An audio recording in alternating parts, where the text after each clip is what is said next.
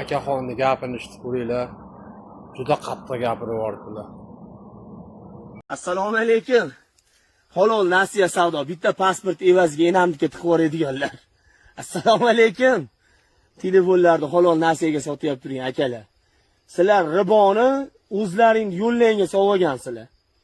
Hali odam enasiniga kirib ketyaptimi, buyusiniga kirib ketyaptimi, zato nasiyaga berasizlar. Bilasizlar o'zi hayoti buyusiniga kiryapti. Qarzi daxuya $1000 mashinani 10 mingga beryapsiz. Bilasiz berolmasligini ham, bilasiz sotib yuborishini ham. Maladiz. Aka yashayapsiz. O'zingiz uchun hoji akasiz, o'zingiz uchun domlasiz, o'zingiz uchun qorisiz, o'zingiz uchun imomsiz, o'zingiz uchun bu dunyodagi eng yaxshi insonsiz.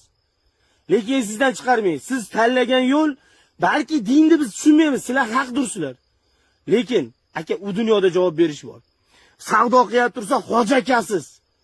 Libboy sohada bu. Bitta mashina purish yetmayapti hozir. Libboy sohada savdoda hoji akasiz. Molingizni o'tkizguncha farishtasiz. Molingiz sotib olguncha. Sotib olgandan keyin asl basharingiz ochiladi. Keyin savdoyingizni ko'rsa bo'ladi. Hoji aka deb turib bir-biringizni itarasiz. Akalar, xolaga esing, yuguring, yeling. Bir kun Xudoning oldiga borasiz. Bizga o'xshaganlarni enasiniki tiqib o'rgangizda ham borasiz. Haq yo'lda boring, aka. O'sha do'ppini kiyib olib, Allohu alam deb o'tirganingiz haqiqatdan qiling. Biz ishonaylik. Tashab qo'yinglar, riboni haqiqatdan riboga aylantirib turganlar.